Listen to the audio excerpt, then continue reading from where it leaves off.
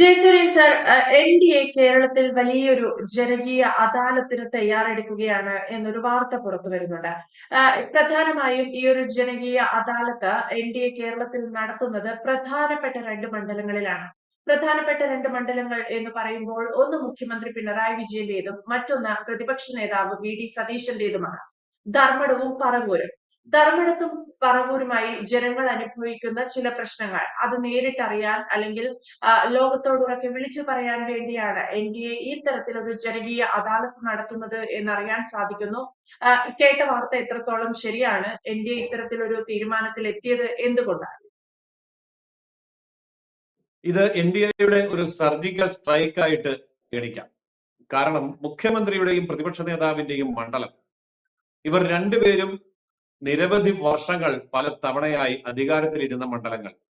ആ മണ്ഡലങ്ങളുടെ വികസന പ്രവർത്തനം എങ്ങനെയുണ്ട് എന്ന് കേരള ജനത തിരിച്ചറിയുമ്പോൾ ഇവർ രണ്ടുപേരെയും തള്ളിക്കളയാനുള്ള സാധ്യതയാണ് ഉള്ളത്.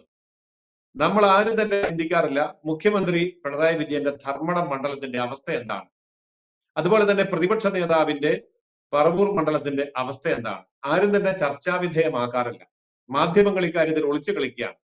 അതുകൊണ്ട് മാധ്യമങ്ങൾക്ക് ഇനി ഒളിച്ചു കളിക്കാൻ കഴിയാത്ത വിധം വസ്തുതകളെ ചികഞ്ഞെടുത്ത് പുറത്തിടാൻ വേണ്ടി തന്നെയാണ് എൻ.ഡി.എ തീരുമാനിച്ചിരിക്കുന്നതെന്ന് അറിയുന്നു. എൻ.ഡി.എയുടെ നേതാക്കൾ നേരിട്ട് ധർമ്മടത്തും പറവൂരും ചെന്ന് ജനങ്ങളുടെ പ്രശ്നങ്ങളും പരാതികളും അവരിൽ നിന്ന് സ്വീകരിക്കുകയും യഥാർത്ഥത്തിൽ ആ മണ്ഡലത്തെ ഒന്ന് സ്കാൻ ചെയ്ത് കണ്ടുപിടിച്ച് ജനങ്ങളുടെ മുമ്പാകെ അവതരിപ്പിക്കുകയും ചെയ്യുന്നതോടെ ഈ രണ്ട് മുന്നണികളുടെയും പരാജയം ജനങ്ങൾ തിരിച്ചറിയും.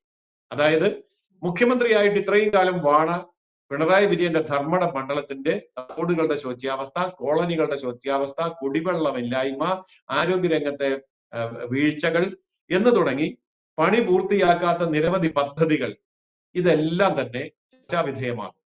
അതേപോലെ തന്നെ പറവൂരിൽ അവിടെ പ്രതിപക്ഷ നേതാവ് ഇനി ഭാവിയിൽ മുഖ്യമന്ത്രിയാകുമെന്നൊക്കെ ആഗ്രഹിച്ച് നടക്കുന്ന പ്രതിപക്ഷ നേതാവും ഇവരൊക്കെ പലതവണ ആ മണ്ഡലങ്ങളിൽ നിന്ന് തിരഞ്ഞെടുക്കപ്പെട്ടിട്ടുണ്ട്. എന്നാൽ താൻ തിരഞ്ഞെടുക്കപ്പെട്ട മണ്ഡലത്തിലെ ജനങ്ങൾക്ക് വേണ്ടി എന്ത് ചെയ്തു എന്നൊരു ചോദ്യം എൻ.ഡി.എ പറവൂരിലും ചോദിക്കാൻ പോവുകയാണ്. പറവൂരിലെ ഗ്രാമാന്തരങ്ങളിലെ വികസനങ്ങൾ ഇനി എത്രമാത്രം മുന്നോട്ട് വരേണ്ടതുണ്ട്? പ്രധാനമായിട്ടും കുടിവെള്ളവും ആരോഗ്യവും ഗതാഗതവും അടക്കമുള്ള നിരവധി കാര്യങ്ങൾ ഇവിടെയൊക്കെ തന്നെ പിന്നോക്കാവസ്ഥയിലാണ്. അതായത് ചുരുക്കി പറഞ്ഞാൽ സ്വന്തം ജനതയെ തനിക്ക് വോട്ട് ചെയ്ത് നിയമസഭയിലേക്ക് അയച്ച് മുഖ്യമന്ത്രിയും പ്രതിപക്ഷ നേതാവുമാക്കുന്ന ജനങ്ങളെ പറ്റിക്കുകയാണ് ഈ രണ്ട് നേതാക്കളും വർഷങ്ങളായി പല തവണയായി ചെയ്തുകൊണ്ടിരിക്കുന്നത്. ഇത് ജനങ്ങൾ അറിയട്ടെ. അതുകൊണ്ട് ജനങ്ങളുടെ വാക്കുകളിലൂടെ, അവരുടെ പരാതികളിലൂടെ, അവരുടെ നിവേദനങ്ങളിലൂടെ അവർ പറയുന്ന വസ്തുതകളുടെ നേർക്കാഴ്ചകൾ കേരള ജനത മനസ്സിലാക്കട്ടെ. അപ്പോൾ മനസ്സിലാകും ഇവരാണോ കേരളത്തെ നയിക്കേണ്ടത് എന്ന്. അതായത് സത്യം പറഞ്ഞാൽ ദേശീയ ജനാധിപത്യ സഖ്യം തെരഞ്ഞെടുപ്പ് രംഗത്ത് ഒരു സർജിക്കൽ സ്ട്രൈക്ക് നടത്തിക്കൊണ്ട് രംഗപ്രവേശം ചെയ്യാനുള്ള സാധ്യതയാണ് കാണുന്നത്. സർ പറഞ്ഞതുപോലെ തന്നെ ധർമ്മടമൊക്കെ നമുക്കറിയാം കണ്ണൂരിൽ CPM-ന്റെ ഏരിയ ആണെന്നാണ് പൊതുവെ കണ്ണൂർ ധർമ്മടത്തെയൊക്കെ അറിയപ്പെടുന്നത്.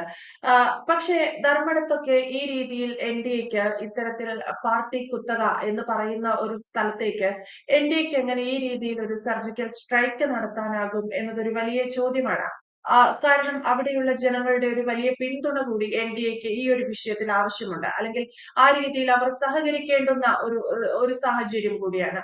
അപ്പോൾ എങ്ങനെ ഇത് പ്രാക്ടിക്കൽ ആക്കാനാണ് എൻ.ഡി.എ ഉദ്ദേശിക്കുന്നത്? അതായത് ജീവിത പ്രശ്നങ്ങളെ നേരിടുന്ന യാഥാർത്ഥ്യം അനുഭവിക്കുന്ന ജനങ്ങൾക്ക് തങ്ങളുടെ അന്ധമായിട്ടുള്ള പാർട്ടി വിധേയത്വം കൊണ്ട് എന്ത് കിട്ടി എന്ന ചോദ്യം ഉയർത്തുമ്പോൾ ഇത് അവരുടെ ജീവിതത്തെ സ്പർശിക്കുന്ന ചോദ്യമാണ്. ഇത്രയും കാലമായിട്ടും കുടിവെള്ളം കിട്ടാത്ത വീടുകളിൽ നിന്ന്, ഇത്രയും കാലമായിട്ടും നല്ല റോഡ് സൗകര്യമില്ലാത്ത വീടുകളിൽ നിന്ന്, ഇത്രയും കാലമായിട്ടും നല്ല ആശുപത്രി ഇല്ലാത്ത പ്രദേശത്ത് നിന്ന്, സ്കൂളുകളും കോളേജുകളും ഇല്ലാത്ത വിദൂര ഗ്രാമങ്ങളിൽ നിന്ന് ജനങ്ങൾ അനുഭവിക്കുന്ന പ്രശ്നങ്ങൾ പുറത്തു പറയാൻ ഭയമായിരുന്നു പലർക്കും. കാരണം അത് ധർമ്മടത്താണെങ്കിലും പറവൂരാണെങ്കിലും പാർട്ടിയുടെ ആധിപത്യം അവിടെ ഉണ്ട്. പക്ഷേ ആ ആധിപത്യത്തെ വെല്ലുവിളിക്കാനും ചോദ്യം ചെയ്യാനും അവര് ധരിപ്പിച്ചിരിക്കുന്ന മുഖം മൂടി പിച്ച് ചീന്താനും വേണ്ടിയാണ് ദേശീയ ജനാധിപത്യ സഖ്യത്തിന്റെ നേതാക്കൾ നേരിട്ട് അവിടെ എത്തുന്നത്. അവിടുത്തെ ജനങ്ങൾ അനുഭവിക്കുന്ന ദുരവസ്ഥകളെ പുറത്തു കൊണ്ടുവരാൻ കഴിയുന്നതോടുകൂടി ഇവരുടെ രാഷ്ട്രീയത്തിന്റെ പൊള്ളത്തരം പുറത്താവും. നമുക്കറിയാം ഇതിനു മുമ്പ് മുഖ്യമന്ത്രിയായിരുന്ന ശ്രീമാൻ ഉമ്മൻചാണ്ടി 55 വർഷം തുടർച്ചയായിട്ട് പ്രതിനിധീകരിച്ച ഒരു മണ്ഡലമാണല്ലോ പുതുപ്പള്ളി.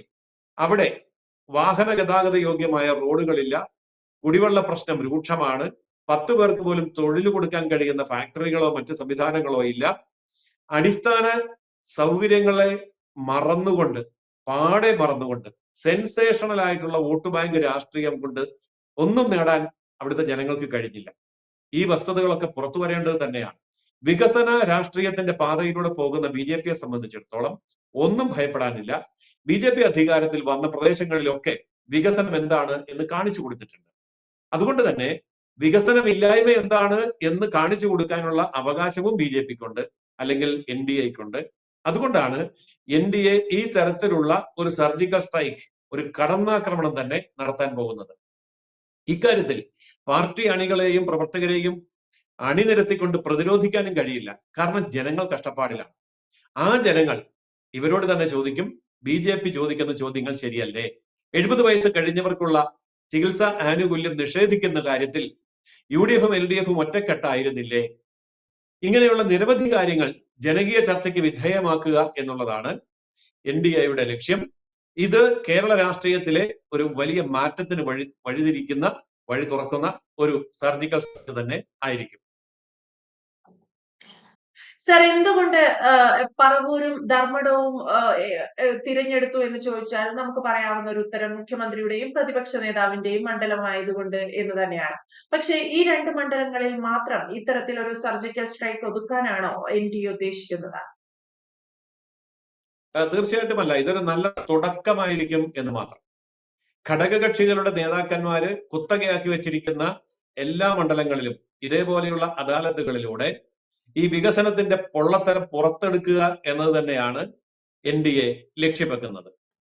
എന്തായാലും ജയസൂര്യൻ സാർ സൂചിപ്പിച്ചതുപോലെ അത്തരത്തിൽ കേരളത്തിൽ ഒരു വലിയ മാറ്റം സംഭവിക്കുന്നതിനുള്ള ഒരു സർജിക്കൽ സ്ട്രൈക്ക് ആയിരിക്കാം NDA ധർമ്മടത്തും പറവൂരും നടത്താൻ പോകുന്നത് എന്ന് നമുക്ക് പ്രതീക്ഷിക്കാം.